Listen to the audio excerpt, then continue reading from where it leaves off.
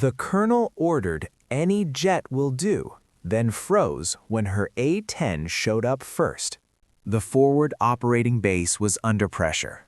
Dust hung in the air, radios crackled nonstop, maps were spread across metal tables, weighed down by empty shell casings and coffee mugs that had gone cold hours ago. Colonel Marcus Hale stood at the center of it all, calm on the outside, calculating on the inside. The situation beyond the wire was deteriorating fast. One of his patrols had walked straight into a kill zone, pinned down by enemy fire with no clear exit. They needed air support, now. "Get me anything airborne," the colonel snapped into the radio. "Fast movers, strike aircraft, any jet will do." To him, airframes were tools, interchangeable. Speed and firepower mattered more than personality. He expected an F-16, maybe an F-15, something sleek, something distant.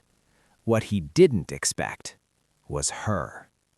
Hundreds of miles away, at a forward airstrip carved into the desert, Captain Riley "Havoc" Grant was already climbing into her cockpit. She wasn't briefed on names or ranks, only coordinates, friendly positions, and a simple truth: ground troops were in trouble. Her aircraft waited on the runway, squat and scarred, paint chipped, panels worn. The A-10 Thunderbolt II wasn't beautiful by fighter standards, but it was honest, built low, built loud, built to protect soldiers who couldn't protect themselves. As the engines roared to life, Havoc's voice came through the radio, steady, unshaken. "Hog 1 rolling, I've got the call." Back at the base, a junior officer glanced up from the radar screen. "Colonel, incoming CAS confirmed." Hale nodded without looking. "Good. What platform?" There was a pause. Then, A-10. The colonel finally looked up. An A-10? Here? He stepped outside just as the sound hit first, not a scream like a jet, but a deep, grinding growl that vibrated through the ground itself. Heads turned, conversation stopped. Low on the horizon, flying slower than expected, tougher than imagined, the A-10 came in, nose down, wings wide, unapologetic. Colonel Hale froze. Because suddenly he remembered the stories, the gun, the pilots who flew low when no one else would, the aircraft that refused to abandon troops on the ground. And for the first time since giving the order, he realized something important. He hadn't just gotten any jet. He'd gotten the one aircraft that would change everything. Narrator. And as the A-10 lined up for its first pass, the battlefield was about to learn why this jet never arrives by accident. The patrol was running out of options. Pinned behind a shattered wall, sandbags torn open by rounds, the squad leader counted seconds instead of bullets. Every attempt to move was answered by machine gun fire from the ridge above them. Enemy fighters had the high ground, and they knew it. Back at the command post, Colonel Hale listened to overlapping radio calls, each one sharper than the last. "We're taking fire from the North Ridge. Medics hit. We need suppression now." Then another voice cut through, calm, unhurried. "This is Hog 1, eyes on friendlies. Mark your position." Hale hesitated. A-10s work low, too low, some said, slow enough to get hit. He'd trained his entire career believing speed meant survival. But Havoc didn't wait for permission to be afraid. The A-10 dipped lower, sun flashing across its canopy as Captain Grant leaned forward, scanning the ground with practiced precision. She ignored the chaos and focused on patterns, muzzle flashes, vehicle tracks, heat signatures barely visible against the dust. "I see them. North Ridge, dug-in positions, requesting clearance." The colonel took a breath. Cleared hot. The A-10 rolled hard, lining up with the ridge. The sound came first, a deep mechanical thunder that echoed across the valley. Then the gun spoke. Brrrt. The GAU-8 Avenger didn't scream, it punched.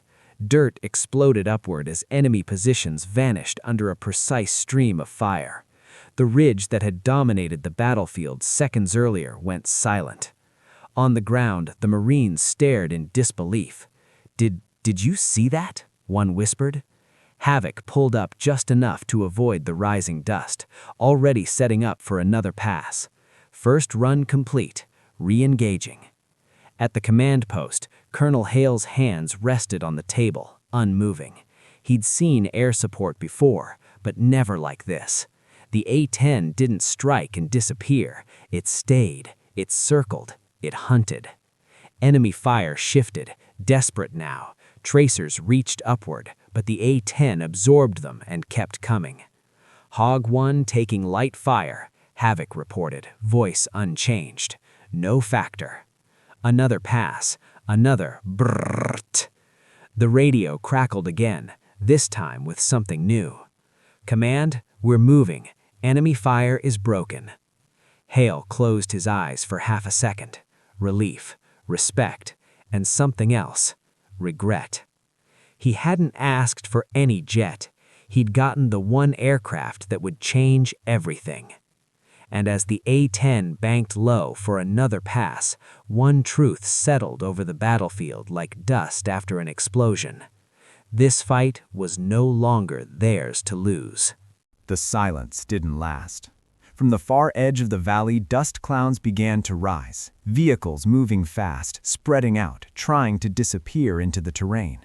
The enemy wasn't retreating, they were repositioning, setting up for one final strike before air support could pin them again. At the command post, a radar tech spoke up. "Multiple heat signatures, technicals moving south, they're going for the patrol's escape route." Colonel Hale's jaw tightened.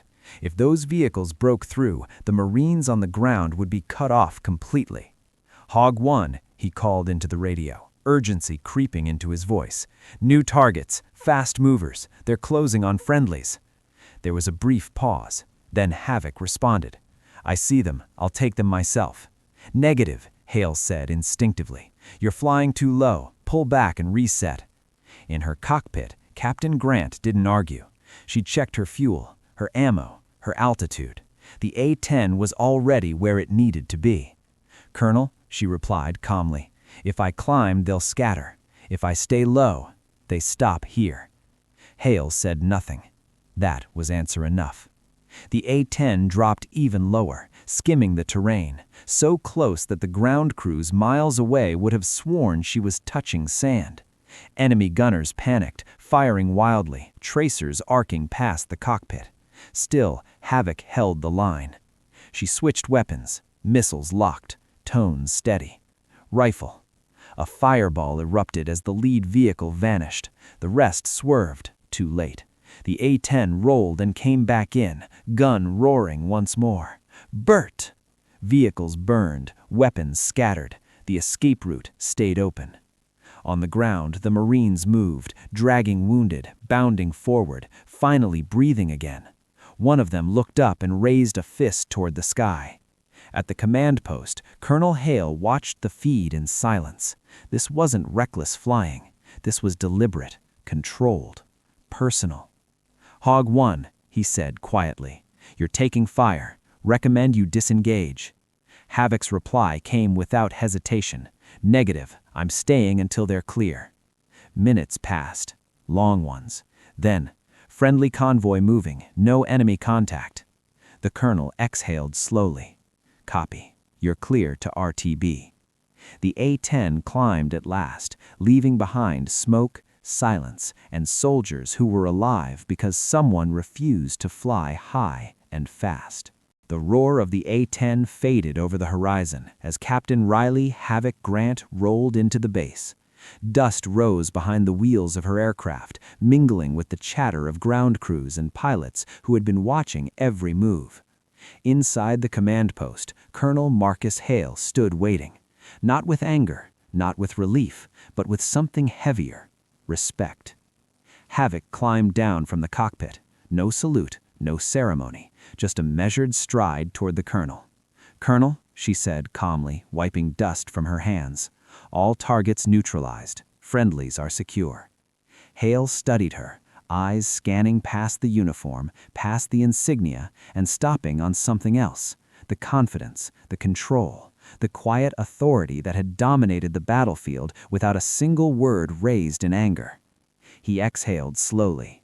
"Captain," he said a second time, "I ordered any jet will do. I didn't expect this." She didn't answer immediately. She simply nodded, letting the actions speak. In that moment, the colonel understood. This wasn't about obedience or following orders blindly. It was about instinct, skill, and discipline under pressure. He had asked for a tool. She had delivered protection. And in the process, she had reminded every person in that base what courage and precision really looked like. For the Marines who had watched from the ground, for the officers who had monitored from above, and even for the colonel himself, one lesson stood clear. Sometimes the aircraft doesn't just strike targets, it sets the standard. Sometimes the pilot doesn't just follow orders, it defines them. Havoc didn't boast, she didn't brag. She returned to the jet, engines humming softly, wings reflecting the late afternoon sun. The battlefield she had dominated minutes ago seemed distant now, quiet, resolved. Colonel Hale shook his head, a small smile breaking through. "Any jet will do," he murmured. "Not anymore." And that day, in a small forward base, an A-10 and the pilot inside it proved that sometimes the right machine in the right hands can change everything.